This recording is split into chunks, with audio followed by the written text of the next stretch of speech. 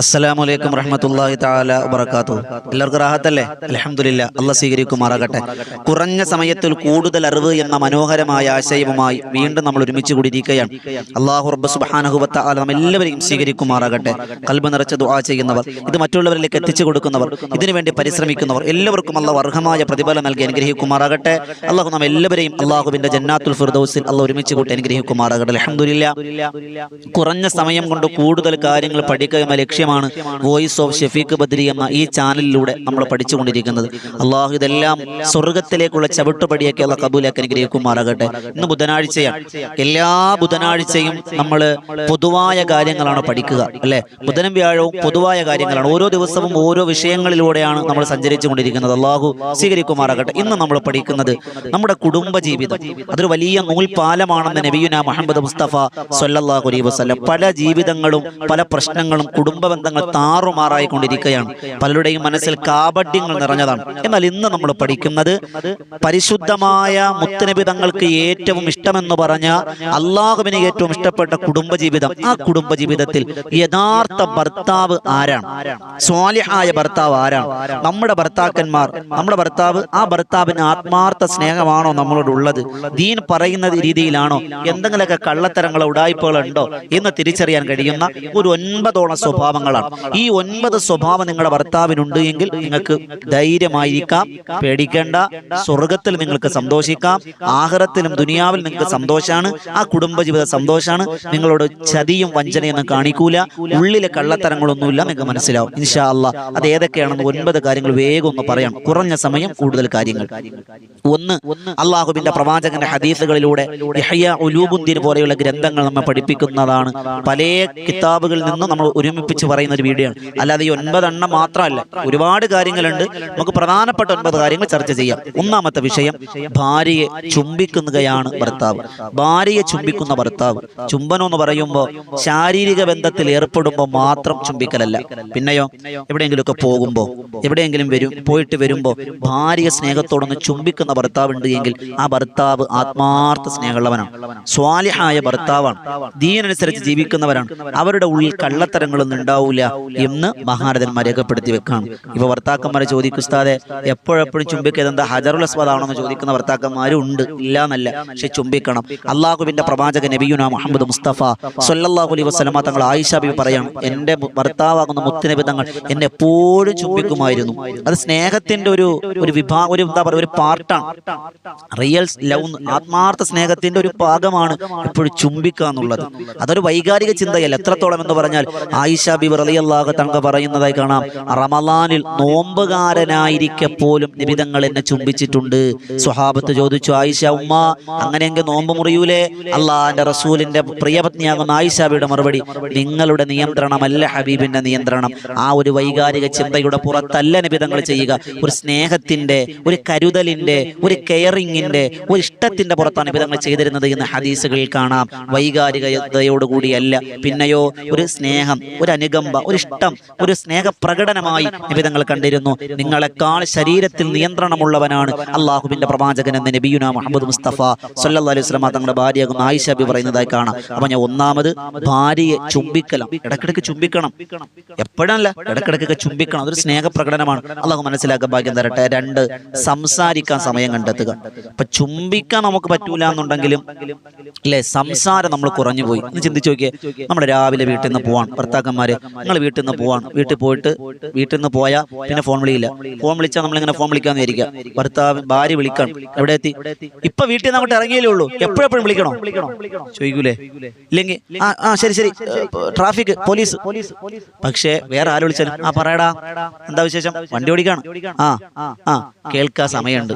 ഭർത്താവ് ഭാര്യയെ എപ്പോഴും സംസാരിക്കാൻ സമയം കണ്ടെത്തണം. ഇനി യാത്രയിലൊക്കെ പോട്ടെ, യാത്രയിലും പോകുന്ന ഡ്യൂട്ടി സമയത്തൊക്കെ വിട്ടേക്കാം. വീട്ടിലേക്ക് വന്നാലോ, വീട്ടിൽ വന്നാൽ നേരെ ജോലി കഴിഞ്ഞ് നേരെ പോയി ഡ്രസ്സൊക്കെ മാറി കുളിച്ച് വന്ന് സിറ്റ് ഔട്ട് ഇരുന്നാൽ ഫോൺ എടുത്ത് തോണ്ടും. ഫോൺ എടുത്ത് വെള്ളം എടുത്തേ, അല്ലെങ്കിൽ ചായ എടുത്തേ അത് പറയും. ചിലപ്പോൾ പറഞ്ഞാലായി, പറഞ്ഞില്ലെങ്കിലായി. ഫോണിൽ ഇങ്ങനെ സംസാരിക്കും. ഭക്ഷണം കഴിക്കാൻ ടേബിളിൽ വന്നിരുന്ന ഭാര്യ ഒരറ്റത്ത് ഫോണിൽ, ഭർത്താവ് ഒരറ്റത്ത് ഫോണിൽ. സംസാരമില്ല. സംസാരം, തുറന്ന സംസാരം സ്നേഹം വർദ്ധിപ്പിക്കുമെന്ന് നബിയുനാ മുഹമ്മദ് മുസ്തഫ സ്വല്ലല്ലാഹു അലൈഹി വസല്ലം സംസാരം അധികരിപ്പിക്കണം. ഇന്ന് സംസാരമില്ല. മക്കൾ മാതാപിതാക്കൾ സംസാരിക്കൂല, മാതാപിതാക്കൾ മക്കൾ സംസാരിക്കൂല. അടുക്കളയിൽ നിൽക്കുന്ന ഭാര്യയോട് വെള്ളം കൊണ്ടുവരാൻ റൂമിൽ കിടക്കുന്ന ഭാര്യ വാട്സപ്പിലൂടെ മെസ്സേജ് അയക്കാണ്. ശരിയല്ലേ? അല്ലെങ്കിൽ അടുക്കളയിൽ നിൽക്കുന്ന ഭാര്യയോട് സിറ്റ് ഔട്ടിൽ നിൽക്കുന്ന ഭർത്താവിന് ഫാൻ സ്വിച്ച് ഇടണമെങ്കിൽ, ലൈറ്റ് ഇടണമെങ്കിൽ വാട്സപ്പിലൂടെ മെസ്സേജ് അയക്കുന്ന കാലം, ഫോണിലൂടെ വിളിച്ചു പറയുന്ന കാലം. നേരിട്ട് പറയൂല, നേരിട്ട് മുഖത്തോട് മുഖം നോക്കി സംസാരിക്കൽ, അത് കുടുംബജീവിതത്തെ ശക്തിപ്പെടുത്തും. സ്വാലിഹായ ഭർത്താവ്, കള്ളത്തരം കപടതയില്ലാത്ത ഭർത്താവിന്റെ അടയാളമാണെന്ന് മഹാരഥന്മാർ രേഖപ്പെടുത്തുന്നു. മൂന്നാമത്തത്, സമ്മാനം ഇടയ്ക്കിടയ്ക്ക് ഭാര്യയ്ക്ക് നൽകണം. ഭാര്യയ്ക്ക് സമ്മാനം, അത് മിസ്യൂസ് ചെയ്യരുതെന്ന് പറഞ്ഞാൽ എനിക്ക് സ്വർണം തന്നെ വേണം എന്നൊന്നും പറയരുത്. ഒരു ചെറിയ സാധനമായിരിക്കും, ഓ ഇതാണാ കൊണ്ടുവന്നേക്കണ സമ്മാനം എന്ന് നിങ്ങൾ ചോദിക്കരുത്. അതൊരു മിഠായി ആയിരിക്കാം, പക്ഷെ അത് ഭർത്താവ് ഭാര്യയ്ക്ക് വേണ്ടി കൊണ്ടുവരാന്ന് പറഞ്ഞാൽ അതൊരു വലിയ മനസ്സല്ലേ, അതൊരു വലിയ സന്തോഷമല്ലേ. ചിലപ്പോൾ ഒരു ലഡു, ഒരു മിഠായി, ഒരു എന്തെങ്കിലും സാധനം അത് ഭർത്താവ് കൊണ്ടുവന്ന് ഭാര്യ കൊടുക്കുകയാണ്, ഇതേ കഴിക്ക്. സ്നേഹത്തോടെ വാങ്ങി മനസ്സറിഞ്ഞ് കഴിച്ചിട്ട് പകുതി ഓന് കൊടുക്കണം, നിങ്ങൾ കഴിക്കണം. എന്ത് സന്തോഷ നമ്മൾ കൊണ്ടുവരുമ്പോൾ, ഓ കൊണ്ടുവന്നേക്കണ സാധനം ഇതേ കിട്ടിയോളാ, അപ്പുറത്തെ സുലൈമാൻ കാക്കയെ കണ്ട് പഠിക്കും, ഓൻ എന്തൊക്കെയാ മേടിച്ചു കൊടുക്കണേ പറയരുത്. ചെറുതാകട്ടെ വലുതാകട്ടെ സമ്മാനം തരുന്ന സ്വഭാവമുണ്ടെങ്കിൽ അത് ഇരുകരന്നിട്ട് സ്വീകരിക്കണം. ഭർത്താക്കന്മാരെ, നിങ്ങളുടെ സ്വജീവിതത്തിൽ ഇതുണ്ടാകണം.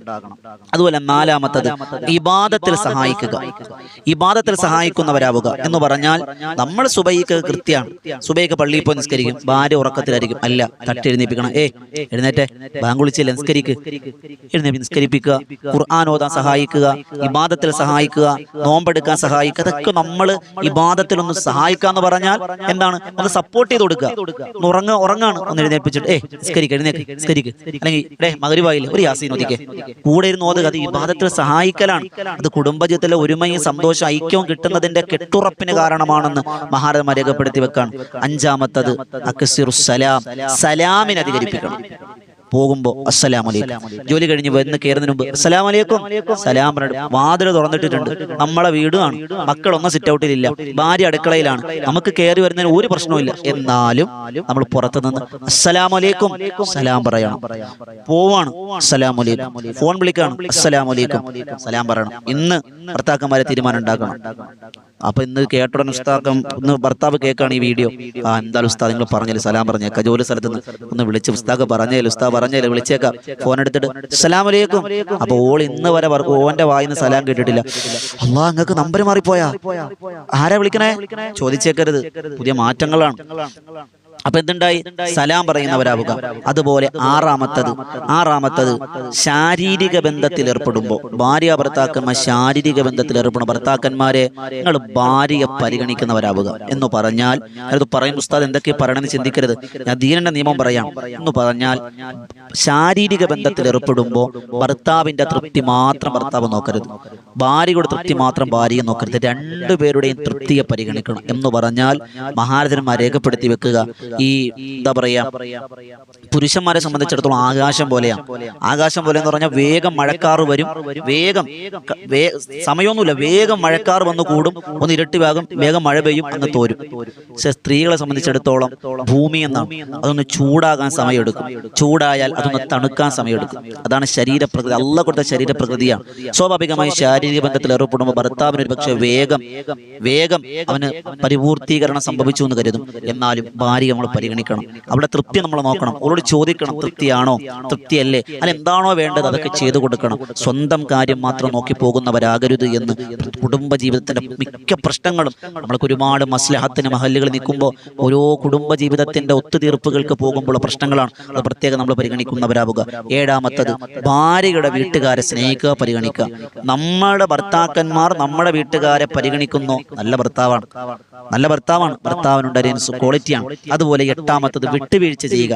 വിട്ടുവീഴ്ച ചെയ്യാന്ന് പറഞ്ഞാൽ ഒരു കാര്യം ചെയ്യരുത് എന്ന് ഭർത്താവ് പറഞ്ഞു, നമ്മൾ ചെയ്തു പോയി, ഭാര്യമാര് ചെയ്തു പോയി, സ്വാഭാവികമായി ക്ഷമിക്കുക. ഭർത്താക്കന്മാരെ നിങ്ങൾ ക്ഷമിക്കണം. മനുഷ്യനല്ലേ, ഖുലുഖുൽ ഇൻസാനു ദഈഫ, ബലഹീനരാണ്. പക്ഷെ ചെയ്യാൻ പാടില്ലാത്ത വലിയ ഗുരുതരമായ തെറ്റ് വന്നാൽ നമ്മൾ വേണ്ട തിരുത്തി കൊടുക്കണം. അല്ലാതെ തൊട്ടതിനും പിടിച്ചതിനും കറിക്ക് ഒരു അല്പം കൂടി പോയി അടിയാണ്, ചോരെടുത്തെറിയാണ്, ചെയ്യാൻ പാടില്ല. വിട്ടുവീഴ്ച ഉള്ളവരാകണം. തിരിച്ചങ്ങോട്ടും ഇങ്ങോട്ടും തന്നെ അള്ളാഹു സ്വീകരിക്കുമാറാകട്ടെ. ഒൻപതാമത്തത്, ചെറിയ ആഗ്രഹങ്ങളൊക്കെ സാധിപ്പിച്ചു കൊടുക്കുക. വലിയ വലിയ ആഗ്രഹങ്ങളൊന്നുമില്ല. ഇപ്പോൾ ഒന്ന് കറങ്ങാൻ പോവുക, ഒന്ന് യാത്ര പോവുക, അല്ലാതെ ചാടിക്കയറി എനിക്ക് അമേരിക്കയ്ക്ക് പോകണം, പാസ്പോർട്ട് പോലും ഇല്ലാത്ത കാക്ക, പാസ്പോർട്ട് എന്താന്ന് പോലും ഓൻ അറിയില്ല, എനിക്ക് പാസ്പോർട്ട് ഇല്ല, എനിക്ക് അമേരിക്ക പോകണം, അങ്ങനെയല്ല. ചെറിയ ചെറിയ ആഗ്രഹങ്ങളൊക്കെ സാധിപ്പിച്ചു കൊടുക്കുക. എൻ്റെ ഭർത്താക്കന്മാരെ, ഈ 9 സ്വഭാവം നമുക്കുണ്ടായാൽ നമ്മുടെ ജീവിതം സക്സസ് ആണ്. ഭാര്യ ഒരിക്കലും നമ്മൾ കൈവിടൂല. ഭാര്യയ്ക്ക് പിന്നെ നമ്മൾക്ക് കുറിച്ചൊരു പരാതിയില്ല, ഒരു പരിഭവമില്ല. ഇപ്പൊ ഭർത്താക്കന്മാർ ചിന്തിക്കും, ഉസ്താദേ നിങ്ങൾ ഈ ഭാര്യമാരെ ഭർത്താക്കന്മാരെ കുറിച്ച് മാത്രമല്ല പെണ്ണുങ്ങളെ കുറിച്ചുകൂടെ ഒന്ന് പറയും. ഇൻഷാ അല്ലാഹ് നാളെ വ്യാഴാഴ്ചയാണല്ലോ, നാളെ നമ്മൾ പൊതുവായ കാര്യമാണല്ലോ, നാളെ നമ്മൾ പഠിക്കുക യഥാർത്ഥ പെണ്ണിനുണ്ടായിരിക്കേണ്ട ക്വാളിറ്റി എന്തെന്നാണ്. ആ പെണ്ണിന് ഈ പറയുന്ന ക്വാളിറ്റി ഉണ്ടെങ്കിൽ ഭർത്താവ് ഒരിക്കലും നമ്മളെ കൈവിടൂലെന്നാണ്, ഭർത്താവ് നമ്മളെ ചതിക്കൂലെന്നാണ്. ആ സ്വഭാവം എന്തൊക്കെയാണെന്ന് നാളെ നമ്മൾ ചർച്ച. ഇന്ന് ഭർത്താക്കന്മാർക്കാണ് എല്ലായിടത്തും ആദ്യം പെണ്ണുങ്ങളെ പറഞ്ഞ് എല്ലാം പറഞ്ഞിട്ട് നരകത്തിലാന്ന് പറയില്ല. ഇന്ന് നമ്മൾ പെണ്ണുങ്ങൾ നാണുങ്ങളെ കുറിച്ച് ആദ്യം പറഞ്ഞു, നാളെ സ്ത്രീകളുടെ സ്വഭാവ ക്വാളിറ്റിയെ കുറിച്ച് നമ്മൾ പറയും. അള്ളാഹു സ്വീകരിക്കുമാറാകട്ടെ. ഈ 9 സ്വഭാവം ഭർത്താക്കന്മാരെ നിങ്ങൾക്ക് ഉണ്ടാകണം. ഉമ്മമാർ ഇത് കേൾക്കുന്നെങ്കിൽ ഭർത്താവിനോട് പറയണം. ഈ സ്വഭാവ ഗുണങ്ങളൊക്കെ നമുക്ക് ഉണ്ടാക്കിയെടുക്കണമെന്നൊരു ഒരുമിച്ചൊരു തീരുമാനത്തിലാകണം. അള്ളാഹു സ്വീകരിക്കുമാറാകട്ടെ. കുടുംബജീവിതത്തിൽ സന്തോഷവും സമാധാനവും ഐക്യവും ഒരുമയും തന്നെ അനുഗ്രഹിക്കുമാറാകട്ടെ. സ്വർഗ്ഗത്തിലും ഇണകളായി ജീവിക്കുക അള്ളാഹു ഭാഗ്യം അനുഗ്രഹിക്കുമാറാകട്ടെ. അല്ലോ പടച്ചോനെ ഉസ്താദ്, അത് വേണ്ട ഉസ്താദെ, ഇവിടുത്തെ സ്ഥാനത്തിന് അവിടെ സഹിക്കണം, നിങ്ങൾ പേടിക്കേണ്ട. ഇവിടത്തെ പോലെയൊന്നും അല്ല, ഇവിടത്തെ പോലെ വിയർപ്പ് നാറ്റവും ഇവിടത്തെ പോലെ ചീത്ത പറച്ചിലും ദേഷ്യപ്പെടലൊന്നും അവിടെ ഇല്ല. എല്ലാം നല്ല സ്വഭാവം തേച്ച് കഴുകി വൃത്തിയാക്കി അടിപൊളിയാക്കി നിങ്ങളെ കൈ തരുള്ളൂ. അള്ളാഹു സ്വീകരിക്കുമാറാകട്ടെ. അള്ളാഹു നമ്മുടെ ജീവിതത്തിൽ കുടുംബത്തിൽ സന്തോഷം സമാധാനം അനുഗ്രഹിക്കുമാറാകട്ടെ. ഇതുപോലെയുള്ള ഉപകാരപ്രദമായ വീഡിയോകൾക്കായി ഈ വോയിസ് ഓഫ് ഷഫീഖ് ബദരി എന്ന ചാനൽ സബ്സ്ക്രൈബ് ചെയ്യുക. പുതിയ ഒരു അറിവുമായി നമുക്ക് കണ്ടുമുട്ടാം. അള്ളാഹു സ്വീകരിക്കുമാറാകട്ടെ. ഒരുപാട് ആളുകൾ കമന്റിലൂടെ ദുആ കൊണ്ട് വസിയത്ത് ചെയ്തിട്ടുണ്ട്. എല്ലാവരെയും അള്ളാഹു അനുഗ്രഹിക്കുമാറാകട്ടെ. അതോടൊപ്പം ഇനി നേതൃത്വം കൊടുക്കുന്ന ബദറൻ തീരം എന്ന ആത്മീയ മജ്ലിസ്, അതിന്റെ ലിങ്ക് താഴെ കൊടുത്തിട്ടുണ്ട്. എല്ലാ ദിവസവും രാത്രി 9 മണിക്കാണ് മജ്ലിസ്. മഹാന്മാരുടെ ചരിത്രം പാടിയും പറഞ്ഞും ചരിത്ര പഠനമാണ്. തിബ്ബു സ്വലാത്തും അസ്മാഉൽ ഹുസ്നയും അസ്മാഉൽ ബദറും ഒക്കെ ചൊല്ലുന്ന മജ്ലിസാണ്. 10,000 ആമീൻ പറയുന്ന പ്രാർത്ഥനാ സദസ്സ്. അള്ളാഹു സ്വീകരിക്കുമാറാകട്ടെ. ഇൻഷാ അല്ലാഹ് നിങ്ങളൊക്കെ വിനീതിന് വേണ്ടി ദ്വാരക്കണം, ഈ മജ്ലിസിന് വേണ്ടി ദ്വാരക്കണം. അള്ളാഹു സ്വീകരിക്കുമാറാകട്ടെ. പുതിയൊരു അറിവുമായി കണ്ടുമുട്ടാം. ഇത് മറ്റുള്ളവരിലേക്ക് എത്തിച്ചു കൊടുക്കണം. അറിവ് മറ്റുള്ളവരിലേക്ക് എത്തിക്കൽ സ്വതക്കയുടെ കൂലിയാണ്. അള്ളാഹു സ്വീകരിക്കട്ടെ. അസ്സലാമു അലൈക്കും വറഹ്മത്തുള്ളാഹി തആല വബറകാതുഹു.